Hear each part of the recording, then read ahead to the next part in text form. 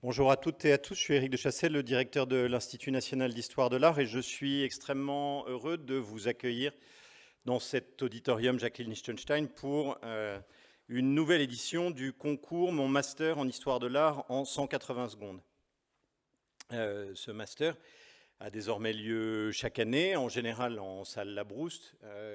Nous sommes repliés sur l'auditorium parce que l'ouverture de la BNF sur le site Richelieu faisait que les circulations sont un peu compliquées pour aller à la salle Labrouste. Cela dit, je vous incite vivement à vous y rendre si vous le pouvez, si vous avez réservé, si tout ça, pour y voir notamment l'exposition Quand l'art fait un carton sur la collection de cartons d'invitation de l'INHA, avec des choses qui sont effectivement tout à fait remarquables et intéressantes. Tout cela se déroule dans le cadre des 39e Journées européennes du patrimoine, manifestation nationale à laquelle nous participons depuis de nombreuses années autour du thème patrimoine durable.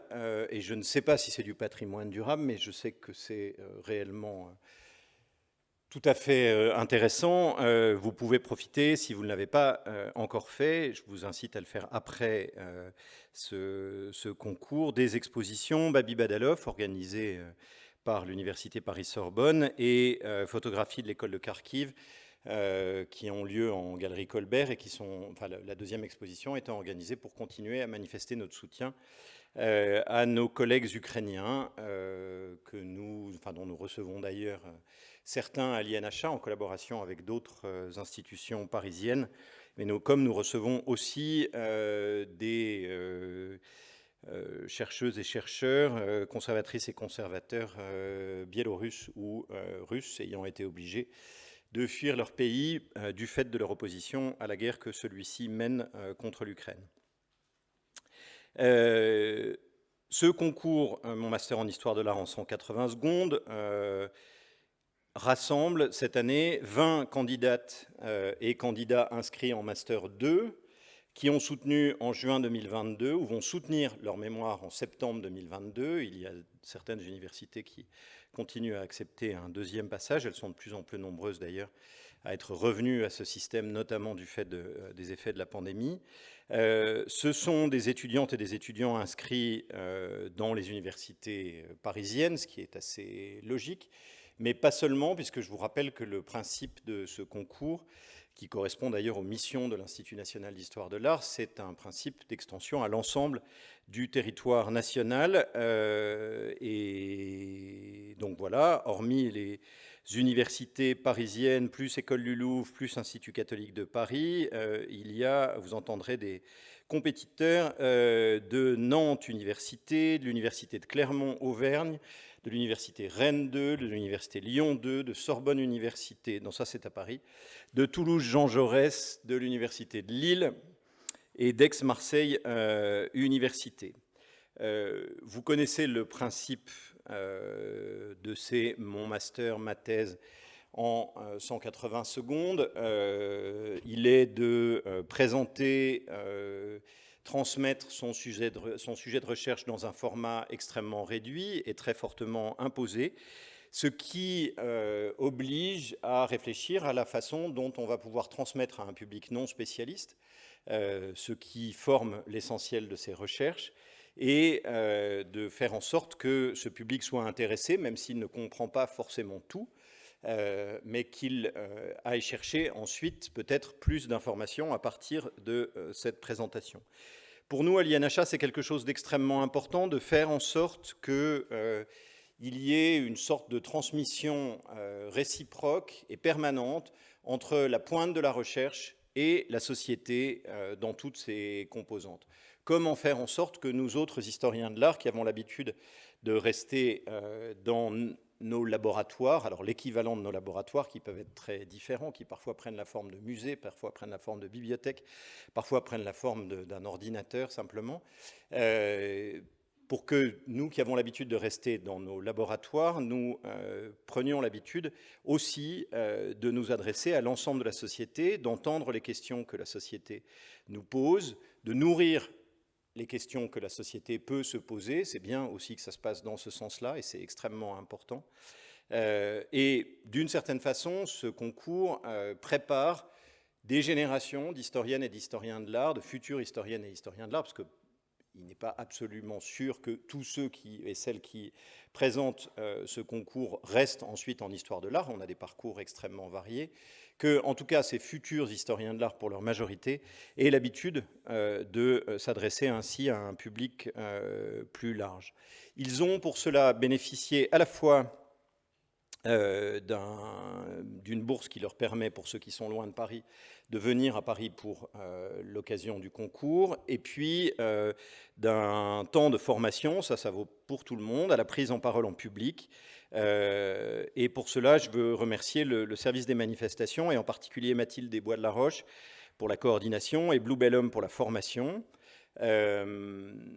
Pendant que je suis dans les remerciements, je voudrais aussi remercier le service des moyens techniques de l'INHA, et notamment Maxime et Ulysse qui se trouvent derrière la vitre. Je veux remercier aussi le service de la communication qui fait qu'un certain nombre d'entre vous sont au courant que cette chose existe.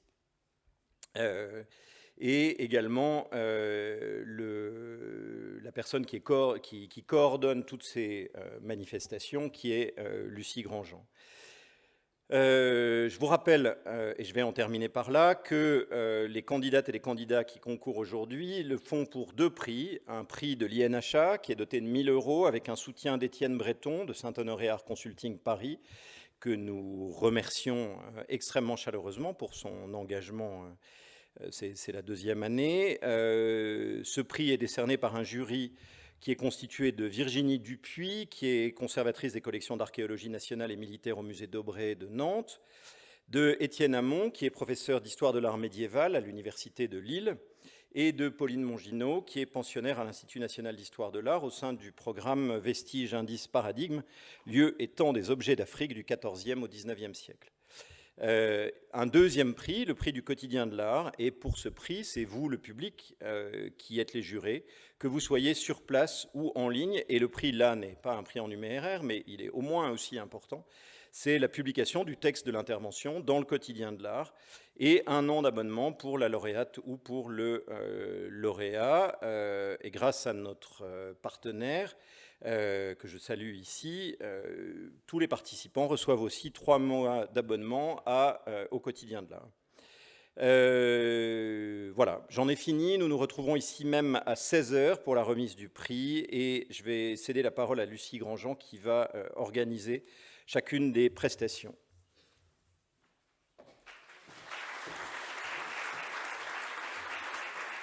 Merci beaucoup. Donc, je vais avoir la lourde tâche d'accueillir chacun des participantes et participants, mais je vais aussi avoir la très lourde tâche de devoir les stopper au bout de 3 minutes. Et sachez que c'est vraiment la partie la plus difficile pour moi de ce concours, presque plus difficile que de venir présenter ces recherches en 3 minutes. Pour commencer, je convie Alix Prat de l'EPHE, l'École pratique des hautes études, qui va nous parler des représentations divines sur des sceaux antiques du Gandhara. Merci.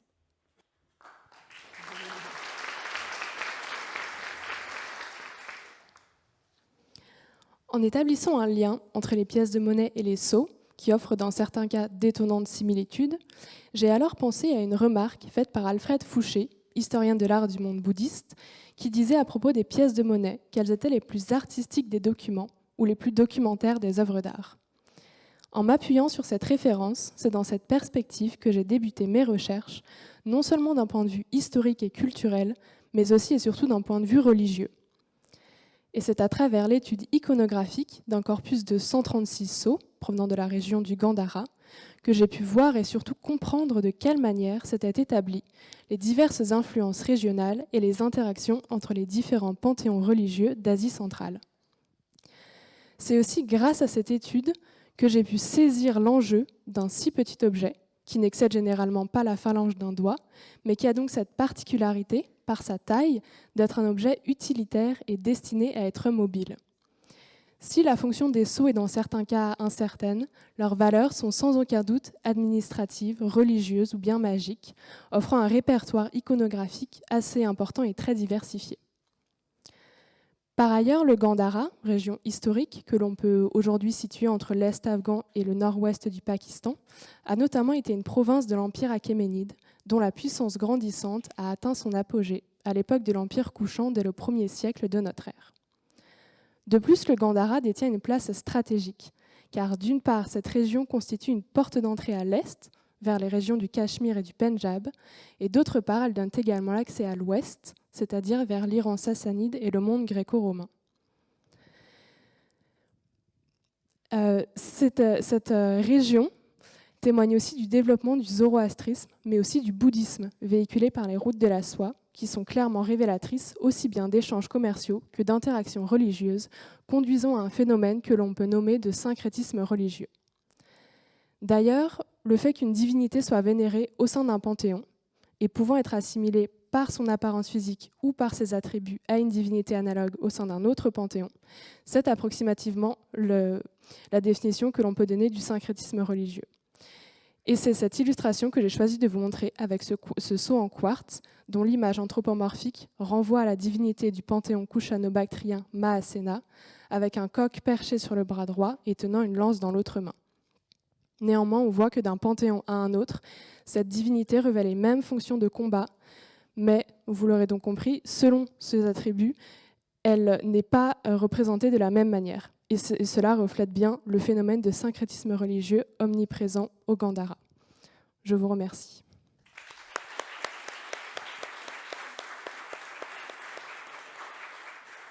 Merci beaucoup, Alix. En suivant, il y aura Pauline Lagarde, de l'Université Paris 1 Panthéon-Sorbonne, pour un sujet autour de la compréhension et de l'approche des traitements de conservation préventive et de conservation-restauration du mobilier archéologique contenant des résidus organiques.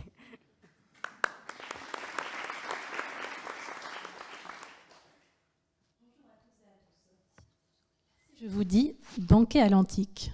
Je pense que la plupart d'entre vous aura en tête le fameux banquet de fin d'album d'Astérix, avec le sanglier rôti, la cervoise qui coule à flot, et très probablement Assurance Tourix suspendue à un arbre. Mais finalement, comment sait-on que les Gaulois aimaient le sanglier ou la cervoise ? Eh bien, les reconstitutions de banquets comme celui-ci sont possibles grâce, d'une part, à l'étude des textes antiques, et d'autre part, grâce à l'archéologie. En effet, l'étude des contenants archéologiques retrouvés en fouille, comme les amphores ou les coupes à boire, nous renseigne sur les pratiques culinaires des populations du passé. Pour ce faire, les archéologues font appel aux chimistes pour analyser les résidus organiques laissés par les aliments consommés et encore présents dans et sur les contenants. Les résultats obtenus nous donnent une idée de tel aliment ou telle boisson consommée dans tel amphore ou dans telle coupe à boire et nous donnent une image globale de la fonction des contenants. Amphore à huile, tonneau à bière, saladier à tiponche. Toutefois, la préservation des informations archéologiques au sein des contenants n'est pas systématique. Il arrive très fréquemment que celles-ci soient perdues, soit d'une part à cause de mauvaises conditions d'enfouissement des objets, soit d'autre part à cause de mauvaises manipulations de ceux-ci. Dans le cas des mauvaises conditions d'enfouissement, malheureusement, je ne peux pas y faire grand-chose. En revanche, pour les mauvaises manipulations, là, j'ai mon mot à dire. J'ai ainsi axé mes recherches de mémoire sur les traitements de conservation-restauration liés aux contenants archéologiques avec des résidus organiques à l'intérieur, afin de comprendre comment traiter et manipuler les deux éléments, le contenant et le résidu, sans que l'un soit détérioré ou négligé au profit de l'autre. Je me suis aperçu, au cours de mes recherches, que l'élément majeur empêchant la bonne préservation des informations archéologiques réside essentiellement dans la pollution de celles-ci par d'autres éléments organiques, comme le bois, le coton, le plastique, les solvants ou encore la peau humaine pleine de sébum. Ces éléments extérieurs polluent les échantillons et faussent donc les potentielles futures analyses chimiques. Pour vous donner une idée, c'est un peu comme si on vous apportait un plat d'un restaurant 3 étoiles, rempli de saveurs subtiles et raffinées, mais qu'une fois servi à table, on vous le recouvre de ketchup et de piment. C'est un peu dommage, n'est-ce pas ? Il est donc nécessaire de manipuler les objets avec la plus grande précaution. Ainsi, en utilisant des traitements de protocole et des équipements adéquats pour chaque objet, il nous sera possible à l'avenir de déterminer avec de plus en plus de précision les mets consommés par les peuples anciens. Qui sait, nous pourrons même peut-être découvrir si Obélix préférait son sanglier plutôt bleu ou plutôt saignant.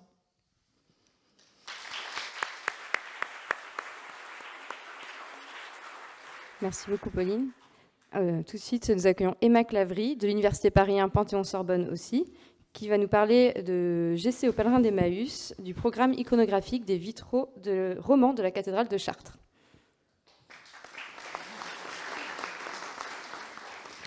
Ah, les vitraux gothiques de la cathédrale de Chartres, leur représentation pittoresque de changeurs ou de vignerons.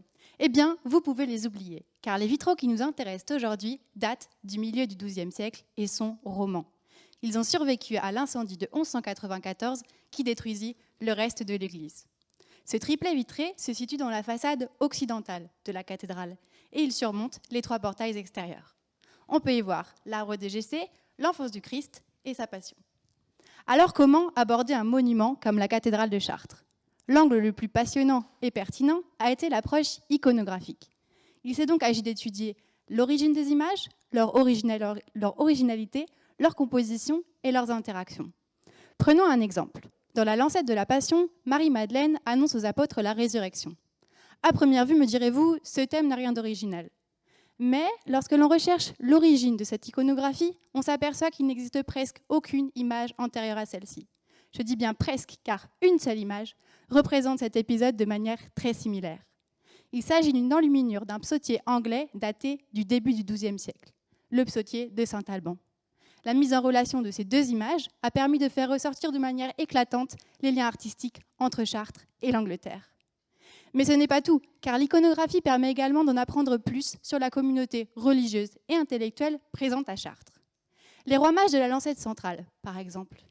À la place des traditionnels présents que vous connaissez tous, l'or, l'encens, la myrrhe, ils tiennent des pièces d'or. Si ces motifs ne vous disent rien, pas de panique, c'est normal. Il n'existe qu'à Chartres et il provient des textes apocryphes, c'est-à-dire non reconnus par l'Église. Et lorsque l'on creuse un peu, on s'aperçoit que les Chartrains sont particulièrement friands de ce type de sources, car elles mettent en valeur la figure mariale, prédominante dans leur conception théologique. De fait, Marie structure véritablement cet ensemble. Elle est présente dans l'arbre de Jessé, dans la verrière de l'enfance, et elle domine littéralement la verrière centrale. Elle est l'alpha et l'oméga de cette composition, ce qui n'est pas étonnant puisqu'à Chartres, on conservait la tunique de la Vierge. Ce qu'il faut bien comprendre, c'est que la façade occidentale, le triplet vitré et les 3 portails fonctionnent comme un tout, une sorte de recto verso qui se complète, mais surtout se répète. Le thème de l'incarnation est ainsi martelé, et ce ne sont pas moins de 3 représentations de l'Annonciation et de la Visitation que l'on trouve dans le programme. La façade occidentale est donc un vestige hautement révélateur des tropismes chartrains d'alors, la Vierge et l'incarnation. Avec ce programme, Chartres se place à l'avant-garde théologique, liturgique et iconographique de son époque. Alors la prochaine fois que vous rentrerez dans la cathédrale, n'oubliez pas de vous retourner. Je vous remercie. Merci Emma. Alors on va s'éloigner encore un petit peu plus de Paris et nous allons aller autour de l'abbaye Toussaint d'Angers et de ses carreaux de pavement proposés par Chloé Muselet-Guédon de Nantes Université.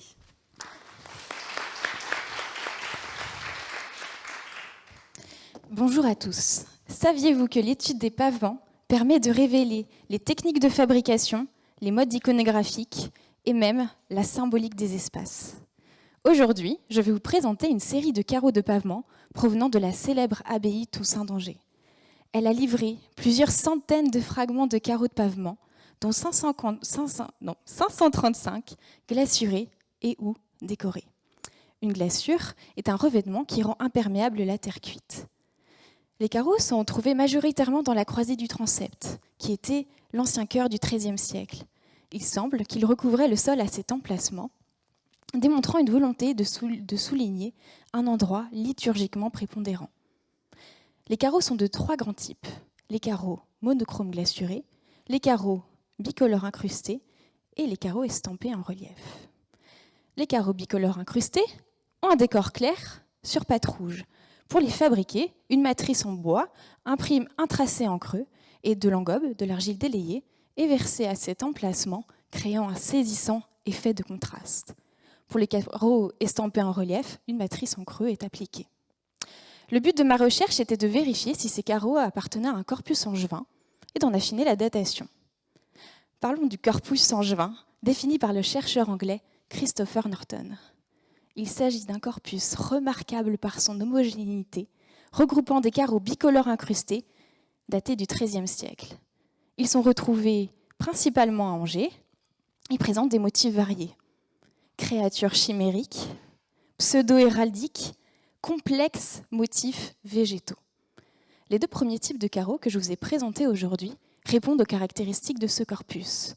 Leur appartenance à cette série angevine et leur emplacement dans l'édifice permettent de proposer une datation du XIIIe siècle. Mais il est possible d'en envisager une plus précise vers 1230-1250, date de construction de l'abbaye, ce qui les placerait parmi les plus anciens exemplaires de cette technique en France. Les carreaux estampés en relief, quant à eux, sont intrigants, car des carreaux exactement similaires ont été découverts dans un autre site du corpus angevin.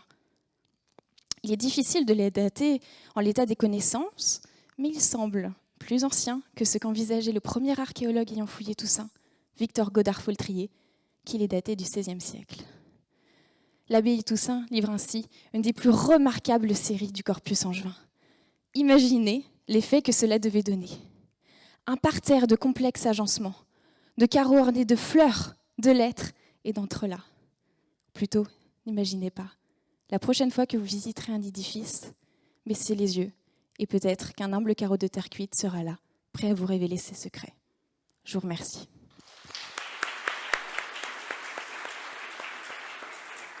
Merci beaucoup Chloé.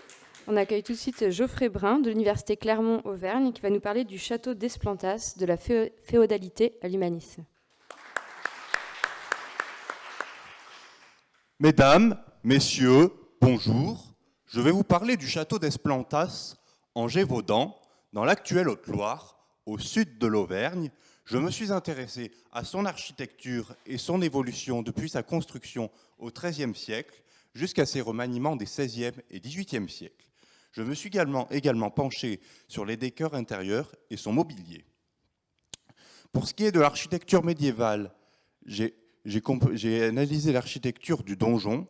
Ce donjon circulaire est à la fois résidentiel, défensif et ostentatoire, car c'est un symbole du pouvoir seigneurial. Le modèle de la tour circulaire fut développé par Philippe Auguste, qui annexa l'Auvergne au domaine royal à partir des années 1211-1213. Il s'agit donc d'un indice de la francisation de l'Auvergne et de ses marges, et c'est le seul donjon circulaire en Gévaudan qui combine ces trois fonctions. Les logis ont quant à eux été remaniés au XVIe et XVIIIe siècle afin de répondre aux goûts nouveaux. J'ai comparé les décors des baies Renaissance avec les modèles des traités de Serlio qui ont permis la redécouverte des ordres antiques. Ici, à Esplantas, on retrouve les ordres toscans, doriques et composites. Ces décors ne suivent pas à la lettre les modèles des traités, mais témoignent du renouveau antique et de la volonté des seigneurs de mettre leur demeure au goût du jour afin d'affirmer leur rang. Ce château n'a pas échappé à l'humanisme de la Renaissance, malgré le contexte des guerres de religion qui n'a pas permis sa démilitarisation. Pour ce qui est des décors intérieurs du XVIIIe siècle, nous avons des boiseries, des cheminées décorées de trumeaux en plâtre ou en bois. Le mobilier du siècle de Louis XV a disparu, mais nous le connaissons grâce aux inventaires. Il y avait des tissus d'ameublement, tels que des rideaux d'indienne ou des fauteuils garnis en tapisserie ou en moquette, de la vaisselle en faïence de moustier et de Nevers, en porcelaine et en argent. J'ai pu comparer ce mobilier avec celui du château de Fontainebleau. J'ai ainsi pu constater des similitudes entre ces deux mobiliers, car il y avait des meubles similaires, tels que des lits à la duchesse, des commodes en bois d'Inde ou des écrans de cheminée. Ce mobilier était donc cossu et propre au goût de l'époque de Louis le Bien-Aimé. J'ai ainsi pu démontrer que les décors, que les évolutions des codes architecturaux et artistiques ne demeuraient pas inconnues dans les provinces reculées, car les seigneurs, même issus de lignages ruraux, avaient la volonté d'affirmer leur rang par l'embellissement de leur demeure. Ce château, ce qui vous paraît peut-être un peu austère, n'a pas la splendeur de ceux d'Île-de-France ou du Val-de-Loire. Vous arrêtez. Oh, c'est horrible. Pardon. N'en est pas pour autant sans intérêt. Je vous remercie. Désolée, Geoffrey. Voilà. Vous avez vu toute la souffrance qui m'a traversée. Donc, suite à Geoffrey, nous allons accueillir Morgane Gruot de l'Université Rennes 2, qui va nous parler du rôle et de la fonction des automates mis en scène lors d'entrées solennelles, royales ou princières en France au XVIe siècle. Bonjour à tous. Au cours de mes recherches, j'ai pu lire de nombreuses déclarations affirmant la grandeur et le faste des automates du XVIe siècle. Mais lorsque j'ai voulu en savoir davantage, je n'ai trouvé aucune mention, ou presque, pour la France. Pourtant, ils avaient bel et bien raison. Imaginez-vous dans la peau d'un haut dignitaire. Aujourd'hui est un grand jour. Vous visitez une cité française du XVIe siècle pour des affaires politiques ou économiques. Aux portes de la ville, vous êtes reçus par l'élite locale pour ensuite visiter et défiler dans les rues avec eux. Vous pouvez alors contempler des architectures éphémères, des représentations théâtrales et d'autres agréments ici et là. Soudain, l'émerveillement est à son comble lorsqu'un automate surgit au cours d'une station. Pour mieux comprendre les fonctions de ces objets, je me suis plongée dans des livrets d'entrée et des fonds d'archives de l'époque. Tout d'abord, il m'a fallu comprendre ce qu'est un automate aux yeux de ses contemporains. Grâce à une approche lexicale, j'ai compris que l'enjeu majeur est l'imitation réaliste des mouvements d'un être vivant. Mais comment vouloir les comprendre sans aborder les acteurs qui participent à leur élaboration? J'ai donc exposé le rôle des artistes ingénieurs, des organisateurs et des commanditaires. Puis, mon étude devient plus concrète, afin de dégager des fonctions significatives. Prenons pour exemple la colombe mécanique qui couronne la reine Claude de France en 1517 lors de son entrée à Paris. Cette performance glorifie la convive. Dieu, le souverain et son royaume consentent à son intronisation. Des lions automates témoignent également de la concurrence entre les villes. Le fait que l'on en retrouve 7 pour la période qui nous concerne est probant. Les municipalités rivalisent d'ingéniosité et de modernité afin de se démarquer et d'obtenir des avantages économiques. Enfin, je me suis focalisée sur les entrées royales de Rouen. En voici un bel exemple avec cet ange mécanique qui remet les attributs royaux à Henri IV. Dans cette ville, des automates sont systématiquement utilisés sur des arcs de triomphe, lors de représentations théâtrales et parfois même dans le cortège avec des éléphants automates. Cet attrait pour ces artefacts provient sans doute de son histoire coloniale avec la Sicile au cours du Moyen-Âge. Cette île avait des liens commerciaux et culturels forts avec le monde arabo-musulman, où des automates abondent déjà dans les palais. Pour conclure, je vous laisse donc imaginer les corrélations entre ces aires géographiques dans le cadre d'une circulation de savoirs techniques. Merci de m'avoir écouté. Merci beaucoup, Morgane, de ne pas m'avoir brisé le cœur une autre fois. Juste avant d'accueillir Clara Langer, je vais juste vous rappeler que pour le prix du public, c'est vous qui votez pour votre candidat ou votre candidate préférée, et ceci se fera sur le site de l'INHA à la fin du passage de tous nos candidates et candidats. Voilà, je laisse tout de suite la parole à Clara Langer de l'Université Lumière Lyon 2 qui va nous parler des représentations d'animaux marins dans les natures mortes du siècle d'or néerlandais.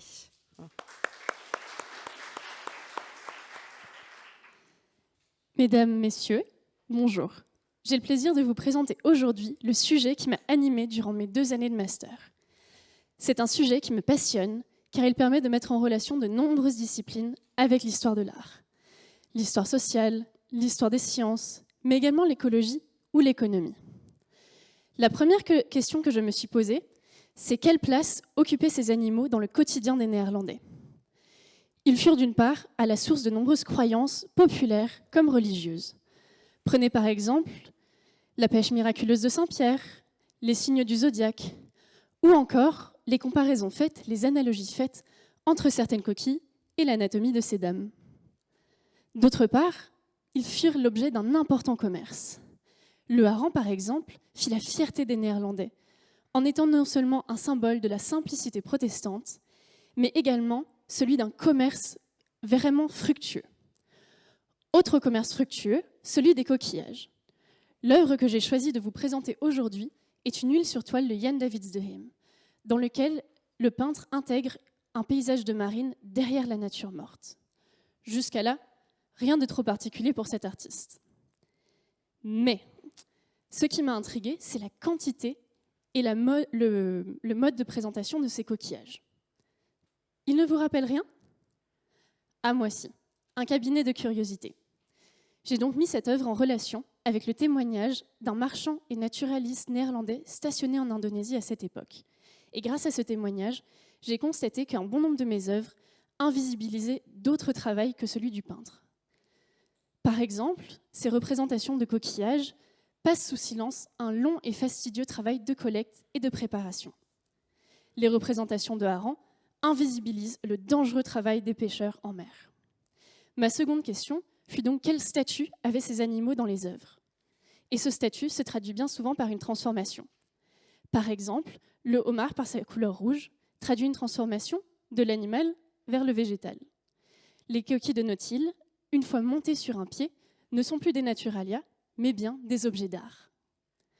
Finalement, l'aboutissement de ce sujet a été de voir comment culture visuelle, culture matérielle et renouvellement de la pensée scientifique s'entremêlaient dans ce corpus. Et j'ai donc, pour ma troisième question, étudié 3 sources primaires, notamment les livres d'emblèmes, les traités scientifiques et les dessins des artistes eux-mêmes. Tous ces éléments m'ont permis de conclure que si une lecture symbolique de ces œuvres est toujours pas écartable, une lecture matérielle est aujourd'hui nécessaire, non seulement face à la vogue pour les sciences naturelles à cette époque, mais également pour mieux comprendre notre rapport aujourd'hui avec ces animaux. Je vous remercie pour votre attention. Merci beaucoup Clara. Tout de suite, nous accueillons Amandine Santos-Dioniso de l'École du Louvre qui va nous parler de la représentation de la servante dans les scènes de genre du siècle d'or hollandais. Bonjour à tous. Commençons ce bref exposé par une question. Que me diriez-vous si je vous demandais de me parler de la servante dans l'art ? Encore plus difficile, de la servante dans les scènes de genre du siècle d'or hollandais. Je ne sais ce que vous m'auriez répondu, mais à votre place, je me serais sentie tout à fait désemparée, totalement dépourvue. Mais rassurez-vous, vous n'y êtes pour rien, et moi non plus. Les historiens de l'art ont longtemps laissé de côté la servante hollandaise, et chaque fois qu'ils ont parlé d'elle, c'était simplement pour en faire un vulgaire personnage secondaire. En somme, un détail dans l'œuvre. C'est donc la raison pour laquelle j'ai décidé de consacrer mon mémoire à la représentation de la domestique dans les peintures de mœurs de l'âge d'or néerlandais. Je voulais pour une fois en faire le personnage principal, la clé de voûte des recherches, que les regards soient enfin tournés vers elle. Bien plus qu'une simple anecdote, la servante hollandaise est partout. Parfois au premier plan, à l'arrière-plan, cachée derrière un autre personnage, ou même encore de dos, comme on peut la voir ici, dans cette huile sur toile de Gabriel Metsu. Bien plus qu'une simple anecdote, la servante est là. Toujours là. On pourrait alors se demander pourquoi une employée de maison, figure qui, rappelons-le, était issue des bas-fonds de la société néerlandaise, est omniprésente dans ses peintures à destination des élites. Eh bien, figurez-vous que la servante est symbolique. Elle est tout à la fois allégorie et personnification. Sa représentation n'était jamais désintéressée, jamais vraiment anodine. Je m'explique. Quand la servante balaie, elle incarne l'idéal de propreté bien connu des Néerlandais au cours du XVIIe siècle. Quand elle cuisine, elle est vigilance. Quand elle coud, elle est modestie et diligence. Quand elle coiffe sa maîtresse dans les scènes bien connues de femmes à leur toilette, elle incarne alors une forme de concentration vertueuse. À l'inverse, quand elle papillonne à l'arrière-plan avec son amant, elle est luxure. Et quand elle boit et fume la pipe avec des soldats, elle incarne alors la débauche, la personnification de tous les vices. Vous l'aurez certainement compris. Bien plus qu'un simple personnage secondaire, la servante est souvent le fer de lance de la narration. Elle est celle qui dynamise le récit, en enrichit le contenu, nous donne les codes, les clés de compréhension des œuvres, parfois énigmatiques des peintres de l'âge d'or néerlandais. Elle est celle qui fait basculer la peinture dans la vertu ou dans le vice. Finalement, et une fois de plus, la servante est là pour servir l'artiste, lui apporter sur un plateau les clés de sa composition. Merci pour votre écoute.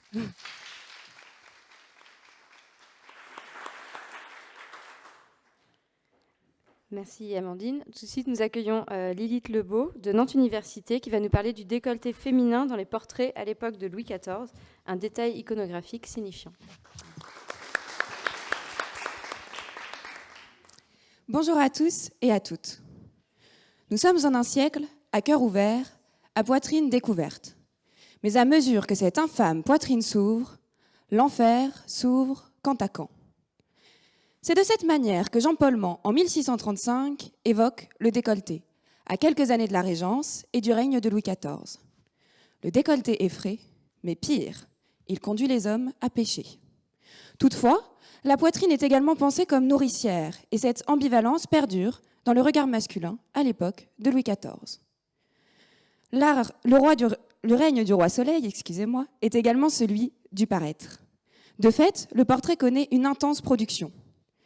D'ailleurs, les femmes ont un rôle essentiel à jouer en tant que clientes. Elles permettent la notoriété ou non des ateliers de portraitistes.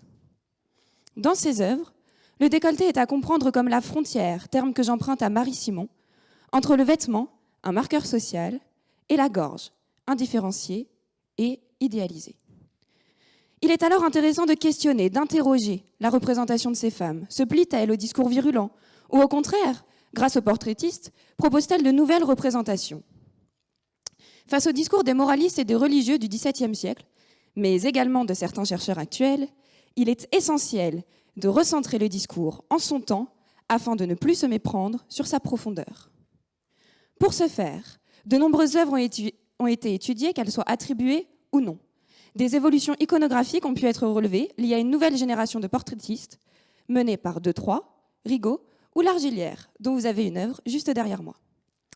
Ces représentations se développent à partir des années 1670, mais plus particulièrement dans les années 1680. La verticalité des échancrures, l'omniprésence de la dentelle ou au contraire la disparition du collier de perles en sont de bons indices. Pourtant, ce dernier est toujours présent sur les gravures de mode en 1690. Il s'agit donc bien d'une évolution iconographique et non pas vestimentaire. Si tous ces éléments permettent de dater une œuvre, ils sont également un bon indice pour confirmer ou infirmer une attribution. Par exemple, ce portrait présumé de Marie-Anne Mancini est attribué à Largillière grâce à une comparaison de l'échancrure avec le corpus. La forme de l'échancrure, le traitement de la dentelle ou la broche dorée au creux du décolleté sont de bons exemples.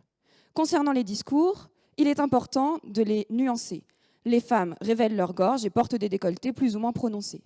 Seuls deux groupes de femmes pensées hors normes la dissimulent, les femmes âgées et les veuves, mais uniquement celles qui manifestent leur veuvage. Le décolleté est donc bel et bien un détail iconographique signifiant qu'il convient d'étudier. Je vous remercie tous et toutes pour votre écoute. Merci beaucoup Lilith. Nous allons maintenant nous éloigner un petit peu de la peinture pour aborder la sculpture avec Justine Cardoletti de Université Paris 1 Panthéon-Sorbonne, qui va nous parler du son, bruit et silence, l'audible dans la sculpture des XVIIe et XVIIIe siècles en France. Au risque de vous surprendre, au XVIIe et XVIIIe siècle, la télé et le cinéma, et oui, ça n'existait pas. Les spectateurs devaient donc choisir entre divertir leurs yeux, avec la peinture ou la sculpture, ou leurs oreilles avec la musique. Pour autant, étaient-ils condamnés à devoir préférer leurs yeux à leurs oreilles ou inversement?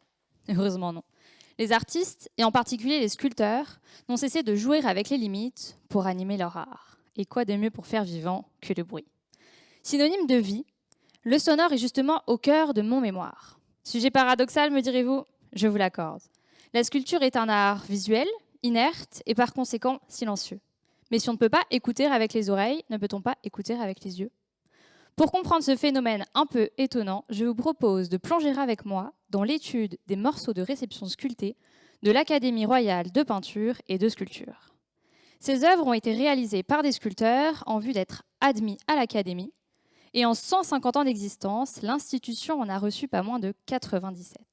Partons ainsi à la découverte de l'univers acoustique de ces sculptures. Et quoi de mieux pour entendre le son que d'identifier les sources sonores elles-mêmes. Dans Le Titan foudroyé de François Dumont, que vous voyez ici, le cri, la violence de la chute ou encore le bruit des éclairs créent ensemble une ambiance sonore particulièrement assourdissante. Et tel un musicien, le sculpteur vient ajuster les nuances sonores pour, on va dire, rendre conforme l'audible au visible. Ainsi, le roi est silencieux, là où le titan ou l'hérésie sont bruyants. La synesthésie devient alors l'instrument du virtuose puisqu'il garantit la maîtrise et surtout le talent. Et plaire aux académiciens, c'est bien, mais plaire et séduire les spectateurs, ça, c'est mieux, surtout quand il s'agit de clients potentiels. À une époque où la sensualité et le sensoriel priment sur l'esthétique, il est essentiel pour le sculpteur d'enivrer les sens. Il devient alors un peu un magicien qui joue avec les limites. Limites des arts, entre la musique et les arts visuels, limites des sens, entre la vie et l'ouïe, et surtout limites de la vie. Dans Le Titan, la voix opère comme une percée vers le spectateur, vers vous, et finalement transgresse le statut de l'œuvre d'art pour s'inviter dans le vrai monde, dans notre monde. Le sculpteur, finalement, souhaite-t-il alors faire illusion ou donner vie?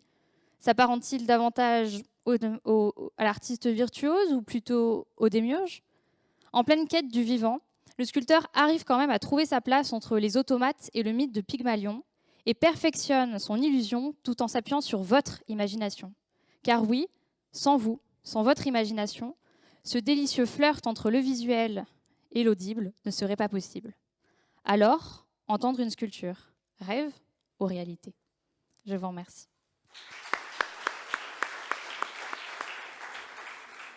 Merci beaucoup, Justine. Tout de suite, nous accueillons Aria Tsushida de Sorbonne Université qui va nous parler des enfants et imprimés dans le dernier tiers de l'époque Edo.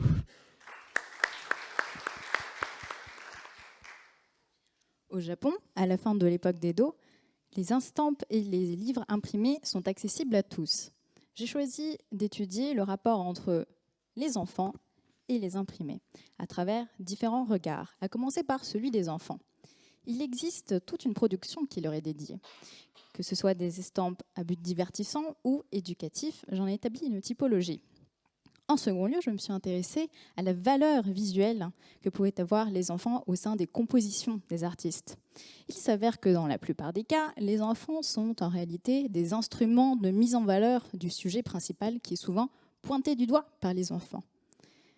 Autrement, il est aussi possible pour les artistes d'utiliser les enfants comme moyen de contournement de la censure.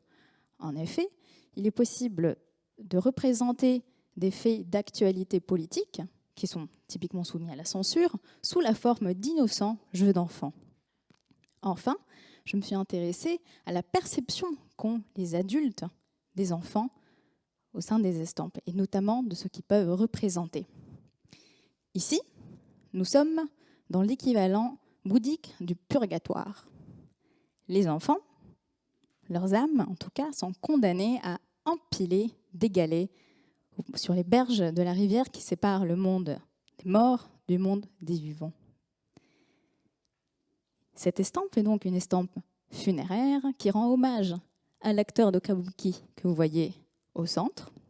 Et ici, les enfants permettent d'évoquer avec beaucoup de légèreté la mort, mais également le salut de l'âme, qui est une préoccupation centrale au sein de la société japonaise de l'époque. Les enfants sont ainsi des acteurs à part entière de l'industrie des imprimés, mais également un moyen pour les artistes de mettre en valeur le sujet principal d'une œuvre, de contourner la censure, et enfin, pour les adultes, les enfants sont des signifiants. Je vous remercie. Merci beaucoup, Aria. Tout de suite, j'accueille Jade Orsol, qui vient de l'Université Toulouse-Jean Jaurès et qui va nous parler de l'îlot 1155 à Toulouse, dans l'évolution urbaine, transformation architecturale et sa patrimonialisation. Bonjour à toutes et à tous. Pour mon mémoire de master, j'ai décidé d'étudier un ensemble architectural situé à l'intérieur du site patrimonial remarquable de Toulouse, plus précisément dans le quartier Saint-Étienne, près du tracé du rempart antique. Principalement reconstruit au XVIIIe et XIXe siècle, l'îlot administrativement numéroté 1155 est caractérisé par une importante hétérogénéité architecturale. S'y trouvent des hôtels particuliers, des immeubles de rapport et d'anciennes remises réhabilitées en maison. Mon travail consistait notamment à observer la transformation du bâti à l'échelle d'un îlot, ainsi que les phénomènes urbains et leurs évolutions sur un temps long allant du XVIIIe au XXe siècle. Mon étude a notamment consisté, parmi les approches qui ont émergé de cette étude architecturale,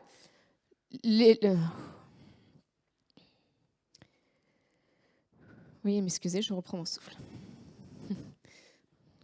Parmi les approches qui ont émergé de cette étude, l'analyse des jeux de pouvoir a notamment dévoilé le rôle joué par un réseau d'alliances établi au sein de cet îlot dans les aménagements urbains entrepris à proximité. En effet, l'intérêt que j'ai accordé à l'hôtel de Charlary a révélé l'influence de la famille de son commanditaire dans le façonnage de cet ensemble architectural. En effet, l'hôtel de Charlary a été vendu au moment où la promenade publique du Boulingrin a été aménagée et dont l'allée principale donnait sur l'îlot en 155.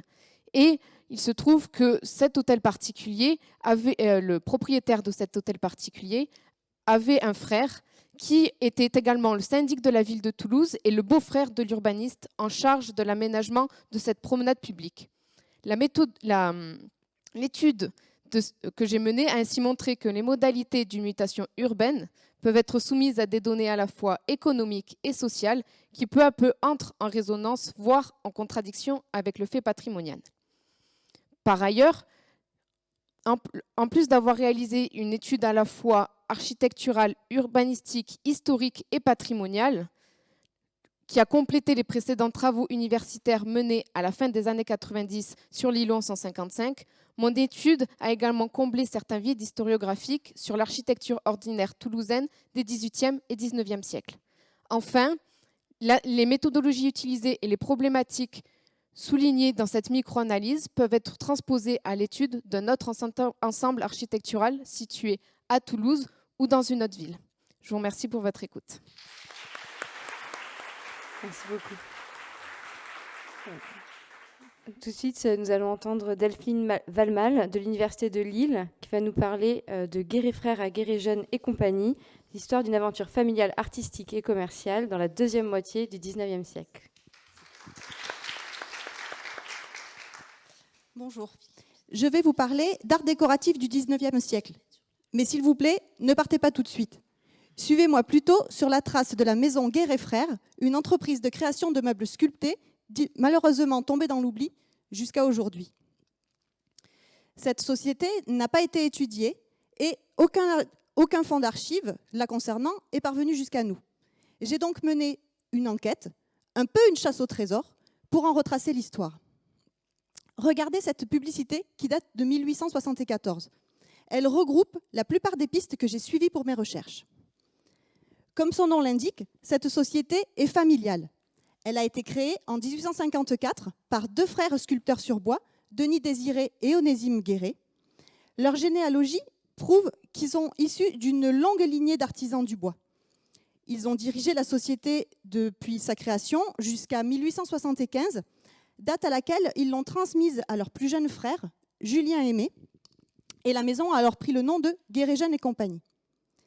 Les frères Guéret, spécialisés dans les néo-styles du Renaissance au Louis XVI, les frères Guéret ont travaillé au perfectionnement de la fabrication de meubles sculptés et ont œuvré au rayonnement des arts décoratifs français. Entre 1855 et 1886, ils ont participé à de nombreuses expositions, internationales ou nationales, et ont à chaque fois été récompensés. Les rapports de ces expositions sont d'ailleurs de véritables mines d'informations, de même que la presse quotidienne qui regorge d'articles vantant les réussites des artisans français. Grâce à la visibilité donnée par les expositions, les frères Guéret ont travaillé pour d'illustres clients français, le duc d'Aumale ou Adolphe Thiers par exemple, mais également étrangers, comme le sénateur de Californie, Milton Latham. J'ai réussi à identifier dans des recueils de dessins d'ateliers conservés au Musée des Arts Décoratifs plusieurs modèles des œuvres réalisées pour eux. L'aventure Guéret, malheureusement, prend fin en 1888, lorsque Julien Aimé cesse l'activité de Guéret Jeunes et compagnie pour raison de santé. La production des frères Guéret est reconnue depuis longtemps. Plusieurs musées, en France comme à l'étranger, conservent des meubles issus des ateliers de cette maison. Lors de vos prochaines visites, je vous invite à partir à sa recherche et à continuer vous-même cette chasse au trésor. Je vous remercie.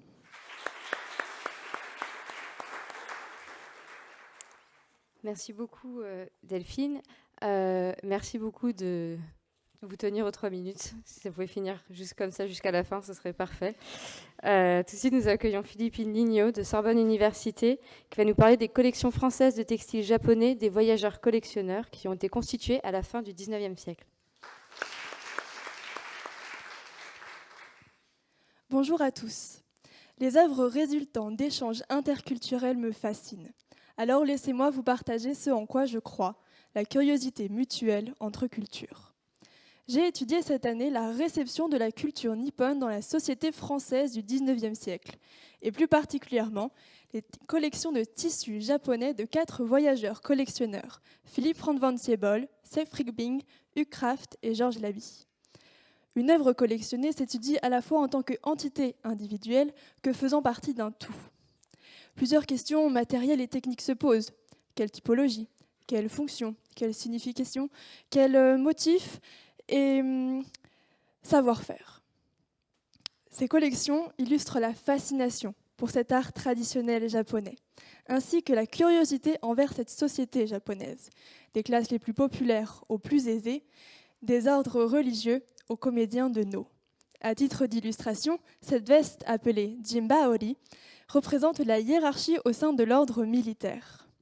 Elle matérialise les pratiques artistiques et guerrières de la fin de l'ère d'Edo. Réunis ensemble, ces tissus s'étudient également selon le prisme de leurs collectionneurs. Ils représentent leur goût et leurs préoccupations artistiques. Je me suis questionnée sur les raisons de constitution de ces collections. Il en résulte 3, l'intérêt ethnographique, industriel et commercial, ainsi que la recherche esthétique du beau. Enfin, j'ai souhaité repositionner ces collections dans leur contexte d'acquisition. Je me suis rendu compte qu'elles s'intégraient dans une politique culturelle nationale à cette époque. Achetées ou léguées par des musées publics, elles motivent également la création de musées privés. Or, si un musée public français au XIXe siècle doit, pour instruire, représenter l'histoire de France, quelle signification ont des collections extra-européennes ? Les collections moyen-orientales semblent illustrer le retour au berceau de l'humanité selon les conceptions néoclassiques. Les œuvres d'Afrique et d'Océanie marquent l'impérialisme colonial français, alors que les collections de Japon, eh bien, ces collections, elles, elles résultent de l'appréciation exponentielle pour cet art nippon, par des artistes avant-gardistes et des cercles mondains parisiens. Ainsi, étudier ces tissus, c'est comprendre leur histoire, leur influence, ainsi que leur processus d'acquisition. Merci de votre écoute. Merci beaucoup Philippine. Tout de suite, j'invite Thibaut Hébert à nous rejoindre, de Sorbonne Université aussi, qui va nous parler de son sujet « Rêver l'antique au travers des maquettes au XIXe siècle, des modèles réduits d'Auguste Pelé, conservateur au musée de Nîmes ». Bonjour à toutes et bonjour à tous. Lorsque vous visitez un musée, que vous arpentez ses salles et ses galeries, vous êtes tous déjà arrêtés devant une maquette. Ces objets sont absolument partout.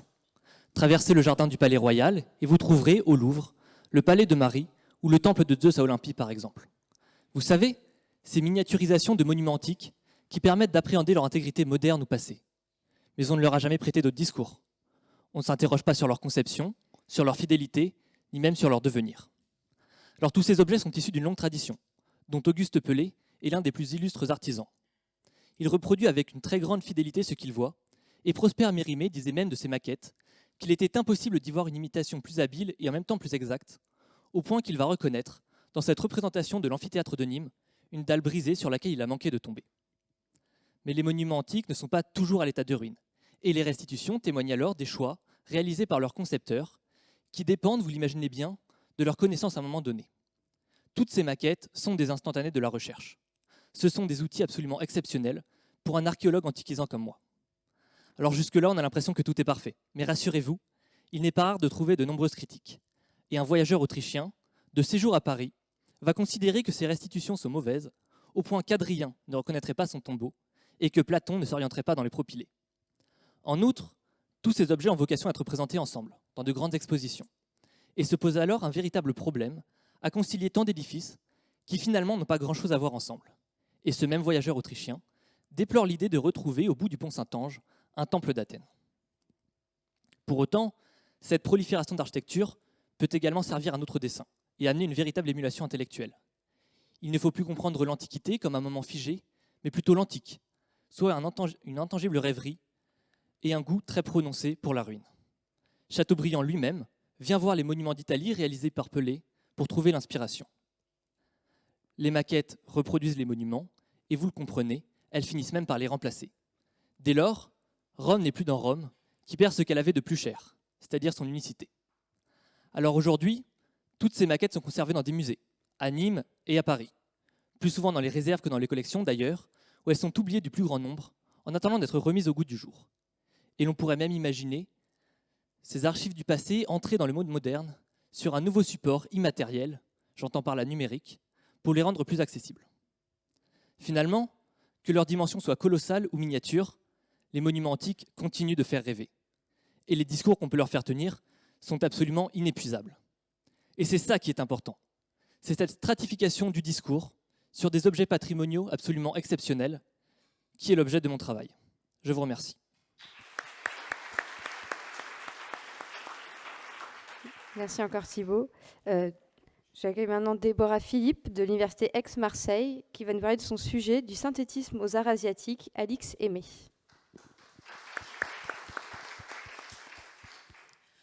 Alors, bonjour à tous et à toutes. Début du XXe siècle, le gouvernement français comprend l'intérêt et la nécessité de valoriser le patrimoine indo-chinois afin de concurrencer les arts sino-japonais. L'école française d'Extrême-Orient et les écoles d'art appliqués sont ainsi créées. L'Indochine est de plus en plus présente lors des expositions nationales et internationales afin de faire découvrir sa riche culture. Mon étude s'inscrit dans ce contexte colonial de revalorisation du patrimoine. Je me suis particulièrement intéressée à Alix Aimé, qui a participé à de grandes manifestations, comme l'exposition coloniale internationale de 1931, ou encore parce qu'elle a contribué à la naissance de l'art moderne vietnamien. Elle a notamment voyagé dans l'Indochine et plus particulièrement au Laos, où elle a rapporté de très nombreuses œuvres qui représentent la vie des populations les plus isolées, comme les moines. Cependant, Alix Aimé peut se distinguer des autres artistes coloniaux. En effet, elle cherche véritablement l'essence même de l'art vietnamien afin de pouvoir le retransmettre à ses étudiants. Pour cela, elle va étudier l'archéologie du territoire, mais également les pratiques artisanales et artistiques en Indochine, mais également au Japon. Mais c'est véritablement à la fin des années 30 que son art se modifie profondément. Elle délaisse peu à peu la peinture à l'huile et la gravure, tantôt Doguin, tantôt les nabis, pour se concentrer sur les pratiques locales. Pour cela, elle va directement chez les artisans pour apprendre la peinture à la laque et la peinture sur soie. Mais c'est véritablement quand elle devient professeure à l'École des Beaux-Arts de Hanoï que son vocabulaire artistique s'enrichit, notamment grâce à ses échanges avec les autres artistes. Mon étude, enfin, tente d'analyser les transferts artistiques et culturels entre la France, l'Indochine, mais également le Japon. Je vous remercie de votre attention.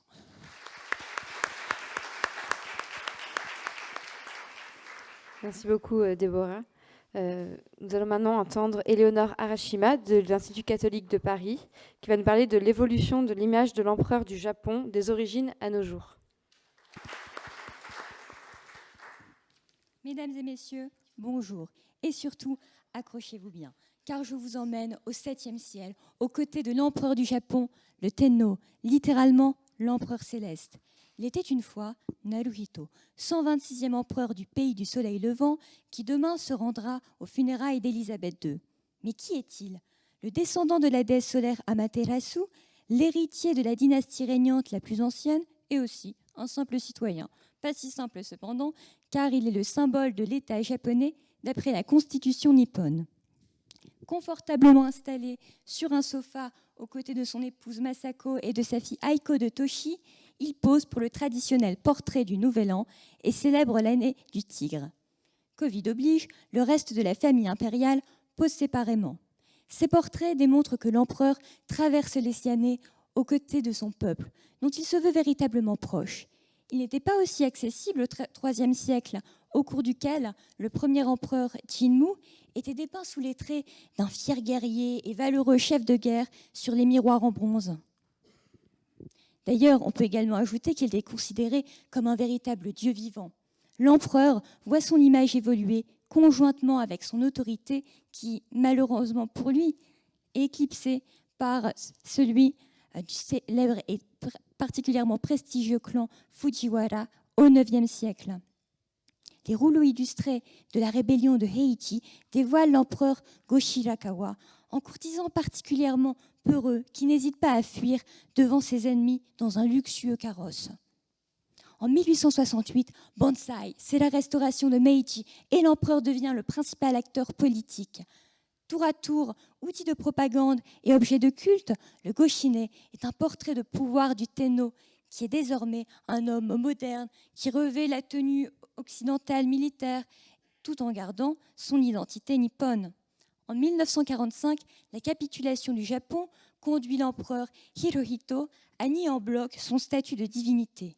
Il semble si frêle à côté du colossal général MacArthur sur la photographie qui immortalise leur rencontre.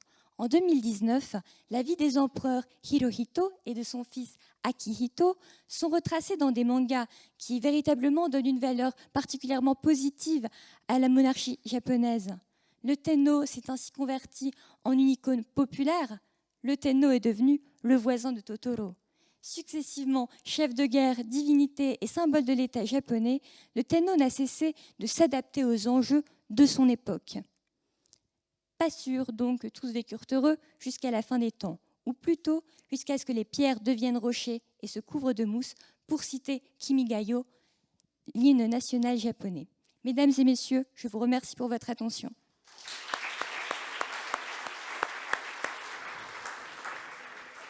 Merci beaucoup, Éléonore.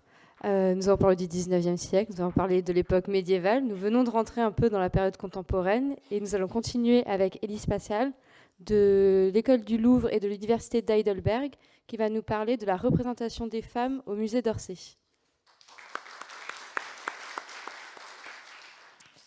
Les femmes doivent-elles être nues pour entrer au musée ? Alors, la réponse est non, mesdames, ne vous déshabillez pas pour entrer au Louvre. Cependant, la question mérite d'être posée quand on compare le nombre de nus féminins dans les musées avec celui des artistes femmes exposés. La question a été posée une première fois en 1989 par un groupe d'artistes féministes, les Guerrilla Girls, à propos des œuvres exposées au Metropolitan Museum de New York. Ce sont elles qui m'ont inspirée pour ce mémoire et en particulier pour étudier l'histoire de l'art féministe. Il s'agit d'une nouvelle perspective en histoire de l'art apparue dans les années 1970 qui voulait redonner une place aux artistes femmes qui avaient été oubliées, plus ou moins volontairement, mais avant tout pour proposer un nouveau regard sur l'art et son histoire détaché de celui de l'homme blanc occidental. J'ai décidé d'appliquer cette méthode au musée d'Orsay. Alors, les nus féminins ayant déjà été beaucoup étudiés, je me suis concentrée sur leur description dans les catalogues d'exposition. Ces descriptions sont rédigées par les conservateurs et conservatrices du musée pour expliquer les œuvres de manière scientifique, à l'intention des autres professionnels et également des publics. Dans ces textes, même les plus récents, j'ai constaté une certaine immobilité du langage, c'est-à-dire qu'ils n'intègrent pas du tout cette histoire de l'art féministe et, au contraire, perpétuent certains clichés sexistes associés aux représentations des corps féminins. Pour vous donner un exemple particulièrement savoureux, je vous présente La naissance de Vénus d'Alexandre Cabanel de 1863. Dans plusieurs catalogues du musée d'Orsay, cette déesse est comparée à de la nourriture, notamment de la pâte d'amande, donc à un objet de consommation périssable qui plaisait, et également à une prostituée. Mais comble du comble, certains conservateurs suggèrent que c'est la femme peinte qui attise volontairement le désir, alors même que c'est le peintre qui la représente de cette manière. Par exemple, elle est décrite comme, je cite, « une jolie peste de chair et de cheveux, lascive et perverse, avec son petit regard en coin ». Bon, ceci étant, le sexisme ne prédomine pas au musée d'Orsay puisqu'il a organisé de nombreux événements qui redonnent une place aux artistes femmes. Les amateurs et amatrices d'art moderne parmi vous ont peut-être vu en 2015 l'exposition « Qui a peur des femmes photographes ?». L'objectif était explicitement de mettre en valeur les créatrices. Vous avez également peut-être lu la bande dessinée « Moderne Olympia » créée par Catherine Meurice pour le musée et qui aborde les questions de sexisme dans l'art. Et enfin, j'aimerais mentionner une particularité d'Orsay, en l'occurrence la prise en compte de cette nouvelle histoire de l'art dans les collections permanentes avec le parcours intitulé « Femmes, art et pouvoir ». Pour finir, les stéréotypes sexistes que j'ai constatés ne concernent qu'une petite partie des activités de l'institution. Donc maintenant, mesdames et messieurs, quand vous irez au musée tout habillé, je l'espère, n'hésitez pas à porter un nouveau regard sur les nus féminins.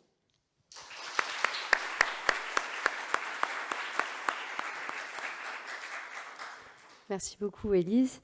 Tout de suite, nous accueillons Sarah Buonanni de l'École du Louvre et de l'ESSEC, qui va nous parler d'un autre sujet de muséographie. Muséographie décolonisée, transformation des dispositifs muséographiques dans les musées d'ethnographie en Europe occidentale. Bonjour à toutes et à tous. Il y a un an, presque jour pour jour d'ailleurs, le musée d'ethnologie de Berlin réouvrait ses portes au sein du Forum Humboldt. Et avec lui, son nouveau parcours permanent, dont l'ambition est de devenir un modèle de réflexion sur le colonialisme. Ce que vous voyez derrière moi, c'est l'un des premiers dispositifs de l'exposition. Et ce qui est frappant, c'est qu'effectivement, le discours est inversé. On ne vous parle pas des autres et de leur culture, on vous parle de vous, visiteurs du musée. En entrant dans cette salle, vous trouverez des photographies et archives qui évoquent le contexte colonial des collectes ethnographiques. Vous trouverez aussi des témoignages vidéo et des œuvres contemporaines. Mais vous ne trouverez aucun objet d'ethnographie. Étrange pour un musée d'ethnographie. Oui, mais pas tant que cela. En fait, depuis plus de 40 ans, les musées d'ethnographie en Europe se métamorphosent à coups de grands projets de rénovation. Et lorsqu'on observe l'évolution des dispositifs muséographiques sur cette période, on remarque qu'ils tentent de répondre à deux enjeux. D'abord, reconnaître le passé colonial en lien avec les collections. Et ça passe souvent par des cartels de contextualisation. Ensuite, rompre avec la représentation de l'autre avec un grand A. Et ça, des musées choisissent d'adopter un parcours thématique plutôt qu'un parcours ethno-géographique.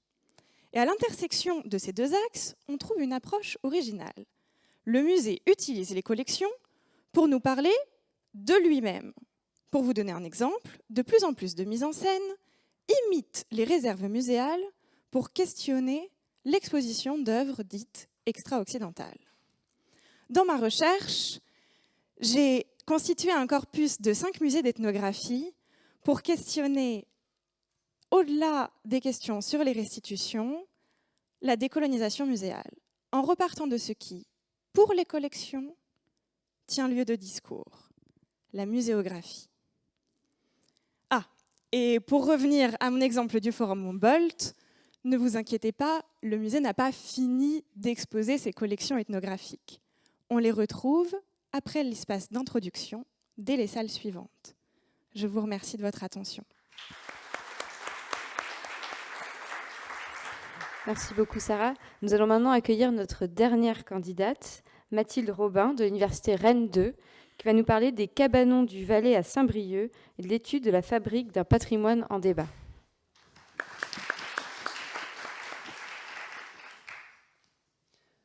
Je ne sais pas vous, mais moi ça va plutôt bien aujourd'hui. Je me sens reposée. En même temps, j'ai passé toute une année en vacances. Enfin non, plutôt à travailler sur les vacances, la villégiature même.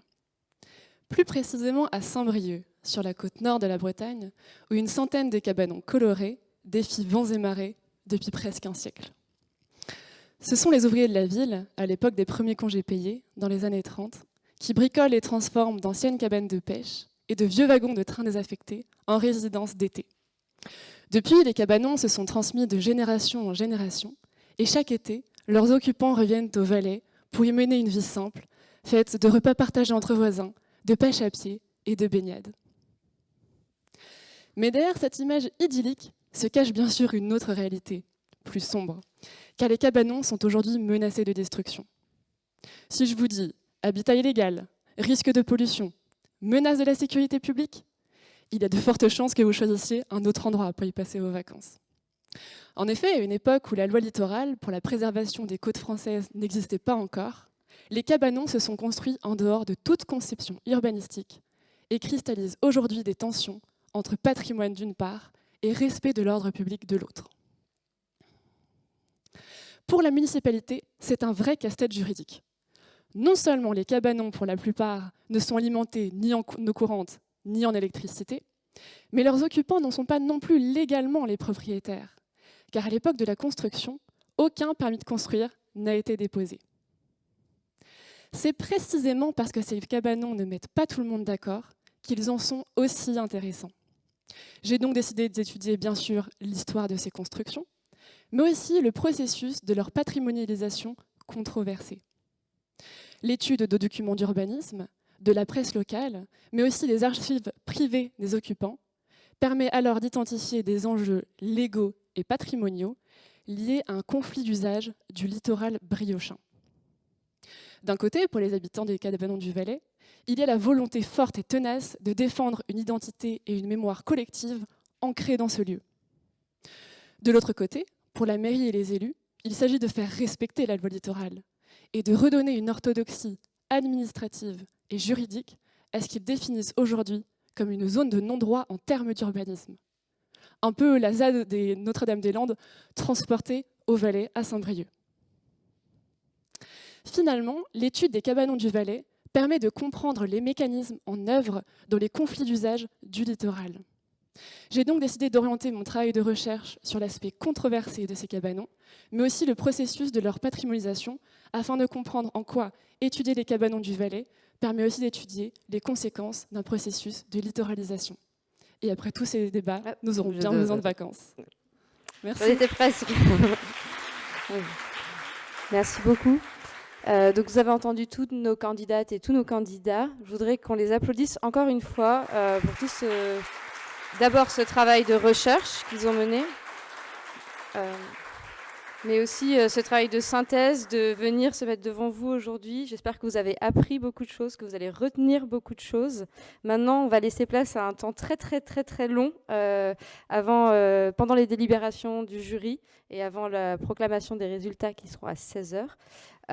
Vous pouvez, vous le public, voter en ligne sur le site de l'INHA. Sur la page d'accueil, vous avez un lien vers la vidéo et vous avez un lien vers la page de vote. Donc si dans le confort de cet auditorium, vous ne captez pas Internet, vous avez le droit de sortir pour aller voter pour votre candidate ou votre candidat qui vous a le plus convaincu, le préféré, le plus intéressant, le plus concis. Voilà, vous choisissez vos critères de sélection. Et nous nous retrouvons ici à 16h pour les résultats. Voilà. Merci beaucoup.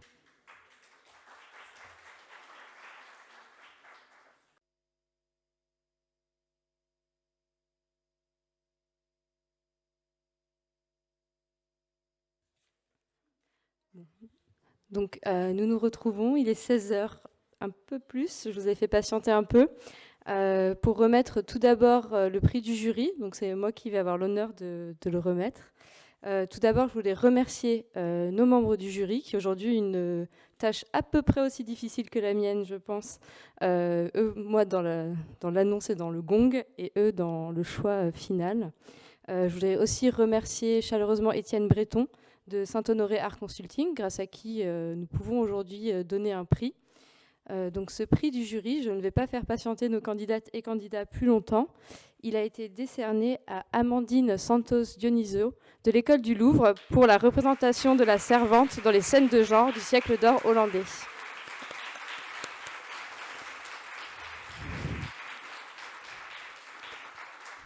Et donc je vais aussi avoir le droit de vous remettre ce magnifique chèque. Donc je fais ça.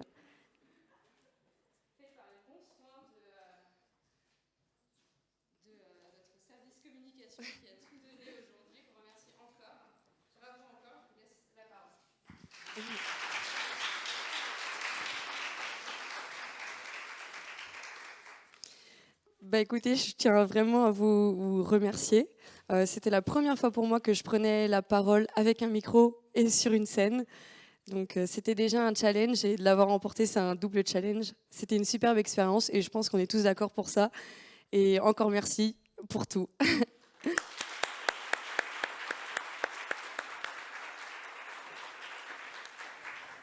Et maintenant, pour le deuxième prix de ce concours, je vais appeler Raphaël Pic sur scène, qui est rédacteur en chef du Quotidien de l'Art, pour le prix du public, prix Quotidien de l'Art du public. Moi, je voudrais dire que ce que j'ai dit l'an dernier, je suis désolé de me répéter, mais je suis impressionné par la façon dont ces jeunes présentent des choses qui sont passionnantes, d'une façon très professionnelle, dans le temps imparti. Et ça montre la vitalité de la recherche. Et nous, au Quotidien de l'Art, ce qui nous semble important, ce qu'a souligné Éric de Chassé tout à l'heure, c'est le fait que cette recherche puisse être diffusée. Donc on ne donne pas de gros chèques comme Étienne Breton. On donne un abonnement d'1 an et on donne la possibilité de publier le texte du lauréat dans nos colonnes, donc dans les jours qui viennent. Lequel lauréat donc est une lauréate sur un sujet qui était assez compliqué. C'est Justine Cardoletti, de l'Université Paris-I Panthéon-Sorbonne, sur son, bruit et silence, l'audible dans la sculpture.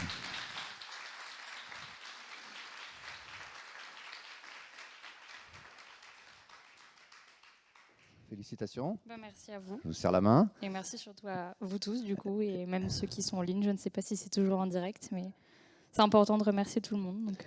Et donc, on attend votre texte pour qu'il soit diffusé, et en espérant voilà, qu'ensuite ça vous mène à une carrière d'historien de l'art. Je l'espère aussi. Voilà. Je pense qu'on est un peu tous là-dedans. C'est vrai qu'aujourd'hui, c'est un milieu un peu compliqué. On essaye de se battre pour exister et avoir un travail. Donc, c'est une opportunité quand même assez importante que vous m'offrez. J'essaierai d'être à la hauteur. Bravo, merci. Merci à vous.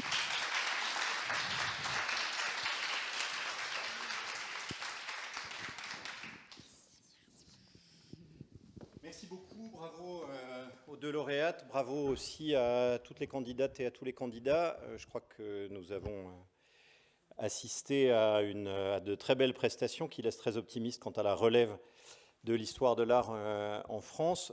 Pour ceux qui auraient quelques inquiétudes, je veux vous remercier d'avoir d'abord participé à cet événement en tant qu'actrice et acteur, d'avoir participé à l'événement en tant que spectateurs et spectatrices et votants également, et vous donner rendez-vous à la fois l'année prochaine pour une prochaine édition de mon master en histoire de l'art en 180 secondes, mais aussi à Fontainebleau au Festival de l'histoire de l'art qui a lieu comme chaque année le premier week-end de juin, où a lieu ma thèse en histoire de l'art en 180 secondes, donc qui est l'étape suivante, où on retrouve d'ailleurs souvent un certain nombre de personnes qui sont passées par l'étape master, avec les mêmes objectifs dans un cadre qui est aussi un cadre très agréable, où j'espère vous retrouver nombreux et nombreux. Cette année, le pays invité du Festival de l'histoire de l'art, c'est la Belgique, et le thème, c'est le climat, et je pense que ça donnera lieu à beaucoup d'événements et de conférences, et de tables rondes, et de concours, et d'expositions, tout à fait passionnant. Bonne fin des Journées européennes du patrimoine. Merci également au jury que j'ai oublié de remercier pour son travail difficile, et à très bientôt.